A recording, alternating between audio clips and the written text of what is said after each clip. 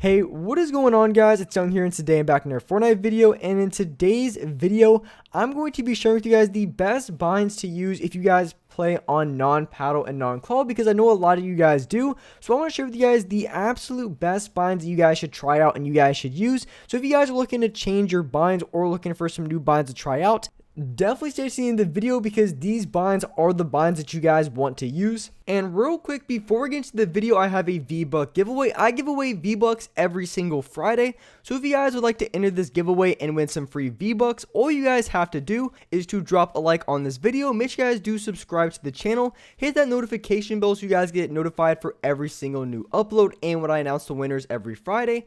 And lastly, make sure you guys put down your Xbox gamer tag, your PSN gamer tag, or Epic account down in the comment section below, and you guys will be automatically entered into the giveaway.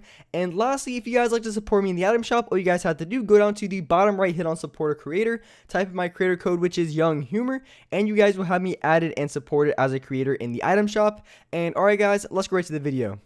Alright, so in this video, I'm going to be sharing with you guys the best binds to use for those of you players who play with non-paddle and non-claw, so just regular regular controller and no claw. I'm going to show you guys the best binds to use that's going to help you build a lot faster, aim a lot better, and overall just be a lot quicker player here in Fortnite. So here I'm going to be going into the binds that I have. Now the thing is, when people want to choose their binds to use, you want to try to utilize the most important movements in the game.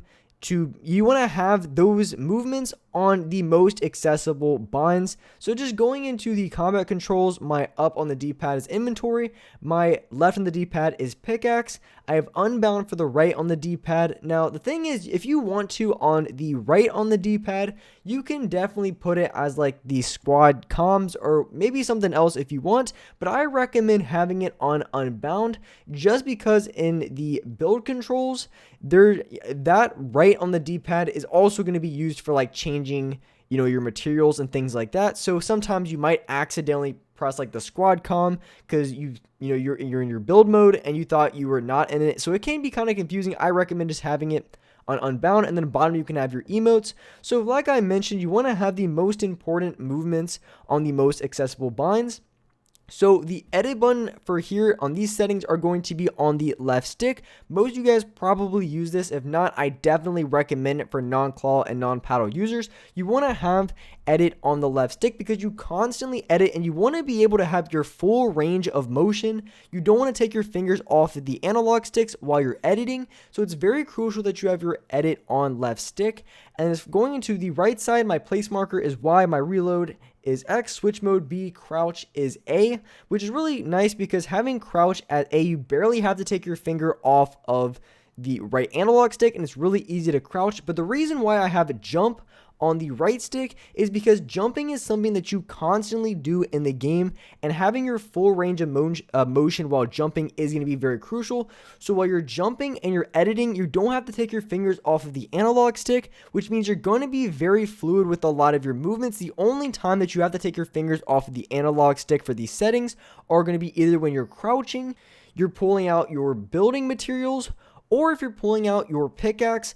And so that's why these settings are super optimal for the majority of players, just because those you can kind of get away with, maybe pulling out your builds, in between, maybe running around a building. But when you're jumping and editing, you want to have your full range of motion. Now, the thing about, so the pickaxe on the left on the D-pad. Now, I'm going to show you guys a little bit later, like a really clear example. But if you want to pull out your pickaxe, obviously you have to take your finger off of the left analog stick to then hit the pickaxe. So what you want to do instead is you want to jump and then pull out your pickaxe so you don't lose any momentum, because if you're just running and then you take your finger off of the left analog stick, your player is just going to immediately stop and you can get sniped or whatever the case may be. So what you'd want to do instead is while you're running, you jump, and then while you're jumping, that's when you want to take your finger off the analog stick to hit the pickaxe. So that's why you don't lose any momentum. And same thing could be true when you're pulling out your building materials. And that's kind of the workaround for playing on non-paddle and non-claw.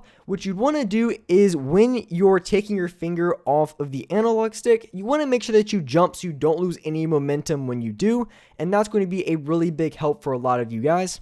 So going into my build controls, just the only things that you have different here is going to be right on the D-pad is how you're going to change your materials slash your traps, and then the X button is how you place the traps that you pull out. So these are the only two things that change in your build controls. Super simple, super easy. Everything else is completely the same. And just the right on the D-pad when you change materials and trap, that's why in the combat controls I have it on unbound, because sometimes you can accidentally be in your building, you thought you were in your combat, and you might accidentally hit like your squad comms or something like that. So I recommend that having unbound in the combat, and then having your change material slash trap in your build controls, and then of course you press X to then place your traps, place your bounce pads, or whatever you have as in your inventory. So that's just the only things you guys change in your build controls. Like I said, everything else is going to be completely the same. You don't have to change a single thing.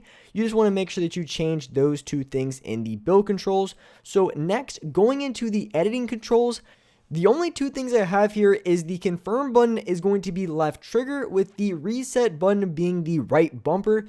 Now, a lot of people play on different things, and I play with 4 paddles, so I play with my right stick as the reset button. But of course, if you do that on these binds, you're not going to be able to reset you're not going to be able to jump and reset at the same time, which can be kind of a problem. So I think for these settings specifically, right bumper is going to be your best bet for reset, and then confirm being left trigger. I don't think, because you can definitely mix around with a lot of settings if you play on like claw and paddles, but I feel with non-paddle and non-claw, and if you have jump as your right stick, you're really not going to have any other binds as far as editing that's going to be very comfortable, or at least not as comfortable as these.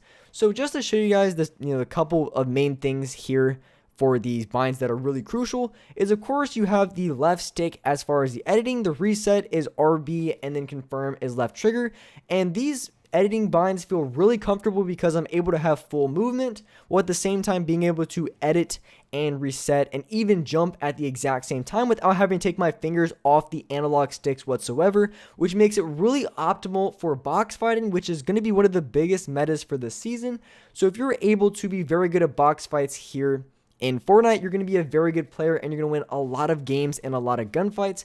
So these binds specifically are extremely good for box fighting because you have fluid movement with editing, and of course pulling out your guns at the same time, which makes it really crucial. And of course, like I said, if you ever want to pull out your pickaxe, in order to not just stand still, you want to jump in between when you're pulling out your pickaxe, so that's why you don't lose any momentum. And same thing could be said when you're pulling out your materials. So when you're changing materials from wood to metal, then you want to jump as well, so that way you don't lose any momentum and you don't stand still, because if you stand still in the game, it's going to slow you down and makes you even slower, and it's just, you can get sniped, and it's just never a good thing to do. You never really want to stand still ever in Fortnite. It's kind of one of the classic rules back in like season 1, season 2. You always want to stay moving, and that's absolutely true. So these binds, I think, in my opinion, are going to be the absolute very best for those of you guys who play on non-paddle and non-claw. I've made other bind videos in the past as far as the best non-claw and non-paddle bind videos. This one's definitely the best. I don't think the binds can get any better. Of course, when you have paddles, or if you play on claw, there's a lot more. You can get a little bit more creative with it because you have a little bit more workaround. But when you play with non-paddle and non-claw, there's only really a couple things here and there that could be different. But I think these settings are the very best. If you guys currently don't play on these settings, I highly, highly, highly recommend doing so. I guarantee it's going to help you improve because you're going to be as fluent as possible with your builds and edits. And that's one of the biggest things that you guys want to focus on if you want to improve and get a lot better at this season. Sometimes it starts with changes to your binds and your sensitivity before you're really able to break through and significantly improve at this game. So with that being said, that's wrap it up for this video. If you guys enjoyed this video, if you guys liked it, make sure you guys hit that like button. Make sure you guys do subscribe to the channel. If you guys are new, hit that notification bell so you guys get notified for every single new upload, and as well do live stream every single day on this channel at 4:30 Eastern Standard Time. So make sure you guys do hit that notification bell so you guys will get a notification when I go live on this channel. But with that being said, I really appreciate you guys watching the video, and alright guys, I'll see you next video.